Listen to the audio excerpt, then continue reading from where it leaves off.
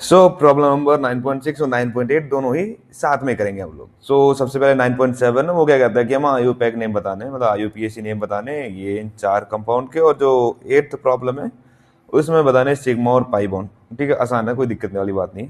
तो सबसे पहले हम देखते हैं फर्स्ट, ये वाला। आपको दिख रही है इसमें कार्बन चेन। अगर मैं आपको बोलूं कि फाइंड आउट करो सबसे लंबी चेन, तो ढूंढ लोगे क्या?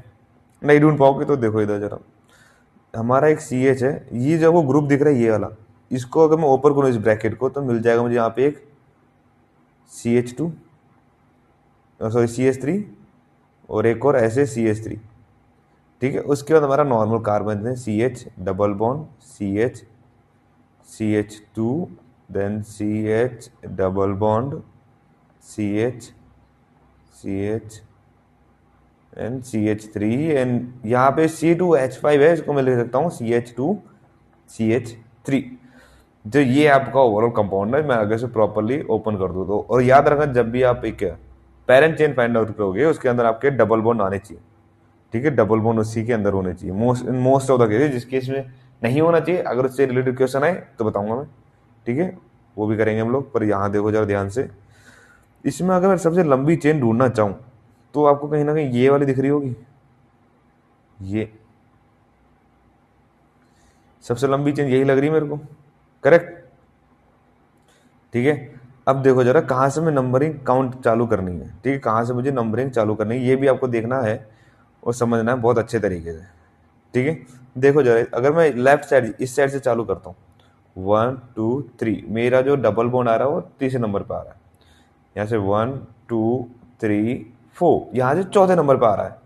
तो मैं कहाँ से चालू करूंगा? यहाँ से चालू करूंगा। याद रखना, आपका एक प्रायोरिटी ऑर्डर होता है कि कहाँ से आपको चेन की जो नंबरिंग है वो चालू करनी। सबसे पहले, अगर आपको पता नहीं, सबसे पहले आपको फंक्शनल ग्रुप देखना होता है। ठीक है, फंक्शनल ग्रुप है या नहीं है तो किस टर्मिनल के पास है, मैं वहीं से चालू करूंगा।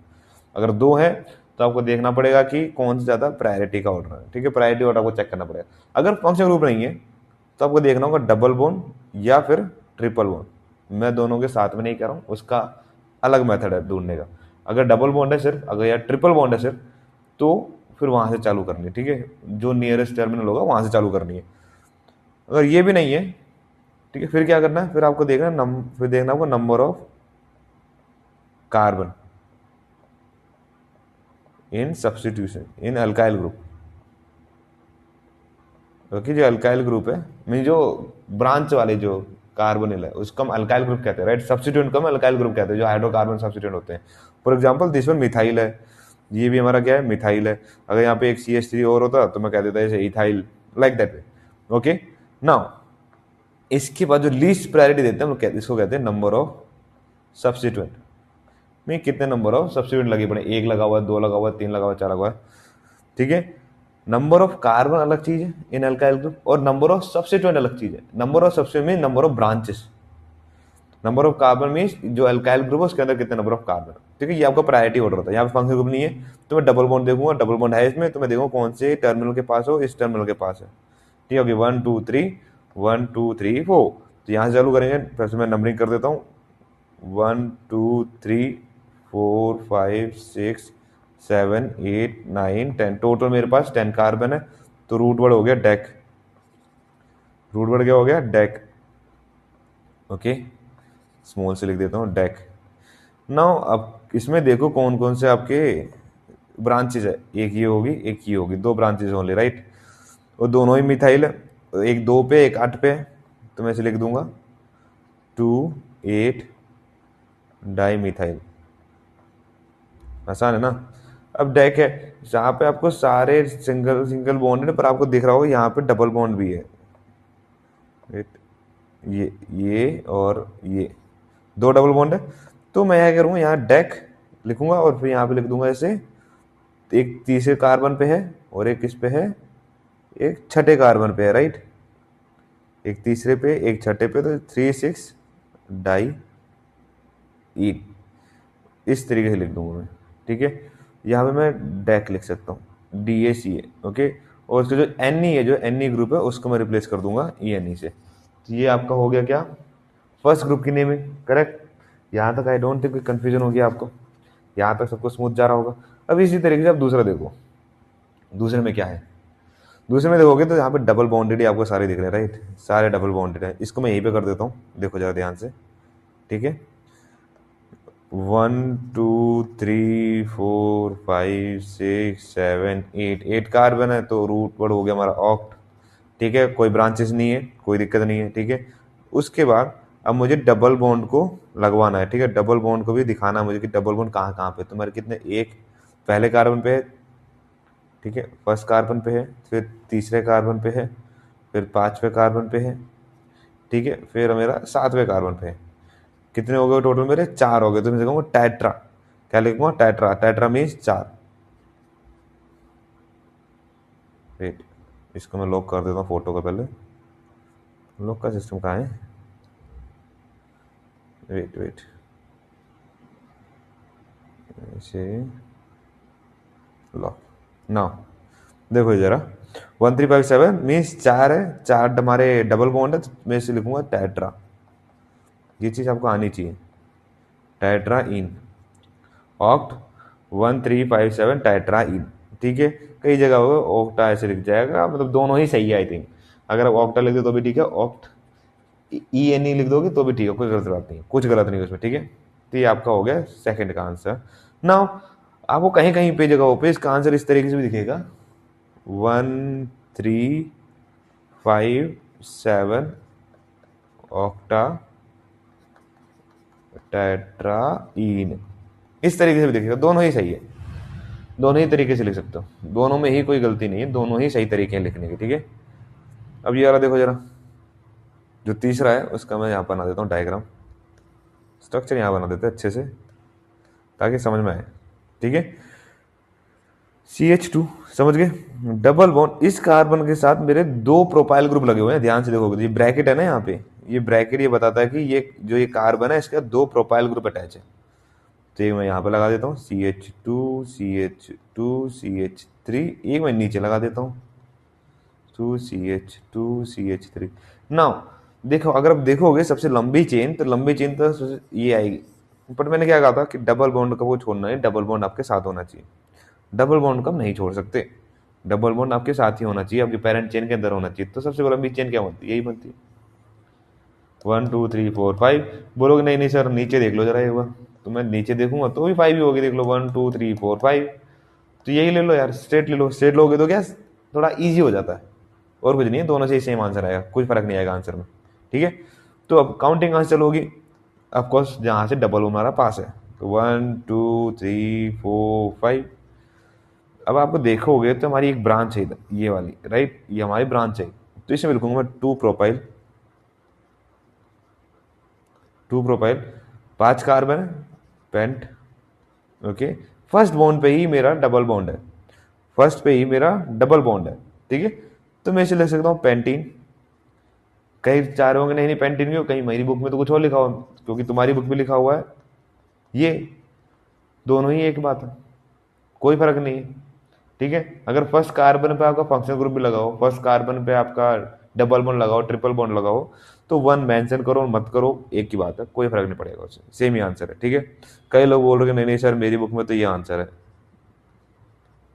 ये आंसर है, तो गधे मैंने पहले ही बता दिया है ऊपर कि दोनों ही आंसर सही होते हैं, दोनों ही तरीके हैं लिखने के, आप कैसे भी लिख सकते हो, ठीक है। अब देखो जरा लास्ट क्वेश्चन, ठीक है, ये last CH3 CH2 CH2 CH2, okay okay okay okay okay okay okay, इसको इसी में कर लेते सब, इसे ओपन करने की जरूरत नहीं, क्योंकि अब इसमें सबसे लंबी चेन ढूंढो, ठीक है।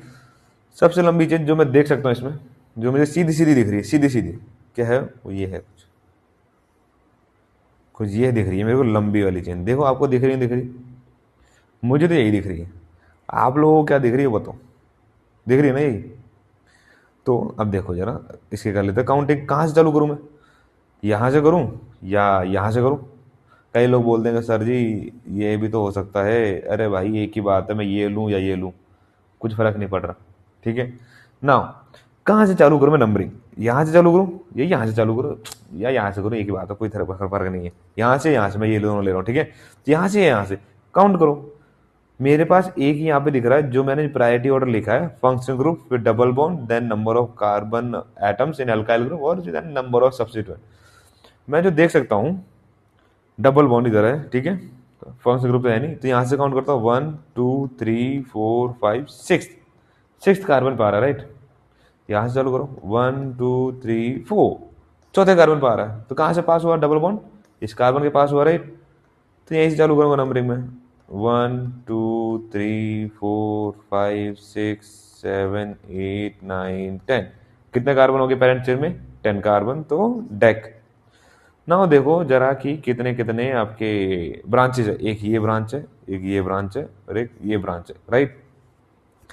अब आपका एक इथाइल भी है, दो मिथाइल भी है, तो सबसे पहले किसको लिखो, सबसे पहले आप लिखोगे अल्फाबेटिक ऑर्डर में, मीन्स इथाइल को सबसे पहले आएगा इथाइल, ठीक है, सबसे पहले इथाइल आएगा, तो चौथे नंबर पे इथाइल है, तो 4 इथाइल।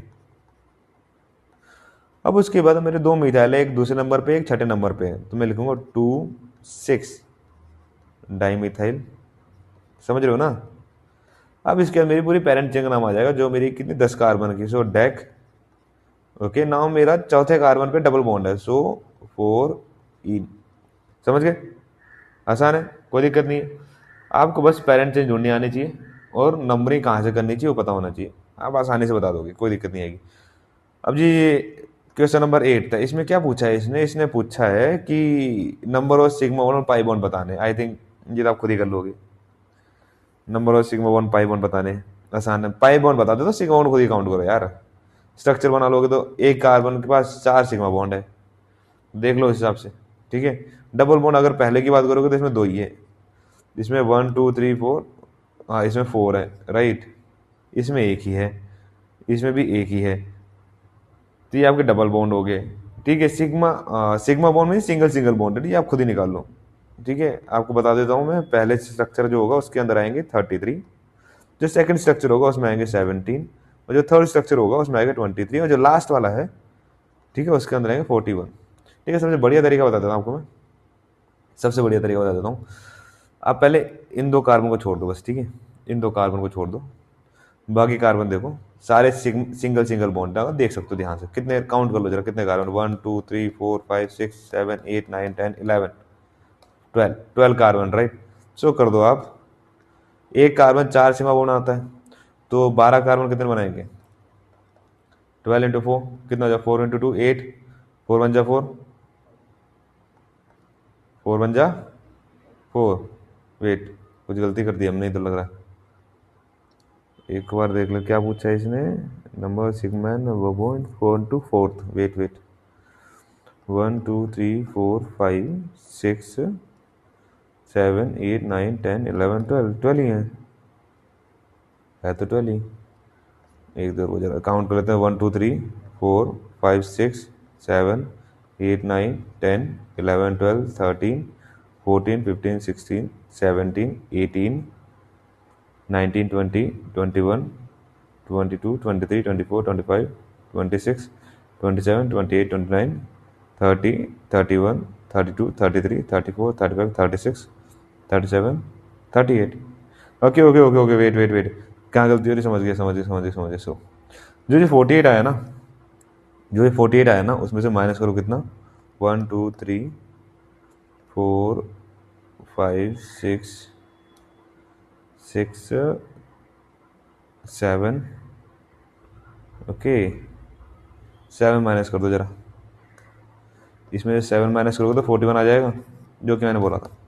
एक्चुअली में क्या किया, 48 किया ना मैंने, 12 इंटू मैंने डायरेक्ट 4 इंटू कर दिया, मीन्स मैंने क्या किया, क्या गलती करी मैंने, जैसे कि मैं ये है कार्बन मेरा, कितने टोटल आएंगे आपके सिग्मा बॉन्ड, जो मैंने बोला आपको, मैंने बोला कि एक कार्बन 4 बनाता है, दो कार्बन है तो कितना होना चाहिए उस हिसाब से 8 होना चाहिए, काउंट करो कितने हैं, 1 2 3 4 5 6 7, 7 ही तो है, 1 2 3 4 5 6 7, 7 होंगे, मैंने कर दिया 8, क्योंकि मैंने एक गलती कर दी इधर, मैंने एक ही बॉन्ड को दो बार काउंट कर दिया इधर, एक ही बॉन्ड को दो बार काउंट कर दिया, सो 1 2 3 4 5 6 7, एक बॉन्ड दो बार काउंट हो गया इसलिए, तो ये गलती इधर करी, तो ये मत करना, ये गलत है, काउंट कर लेना, कोई बड़ी बात नहीं है, काउंट करोगे सीधे सीधा आंसर आ जाएगा आपका, ठीक है। तो यही है आपका क्वेश्चन नंबर 7 और 8, दैट्स इट।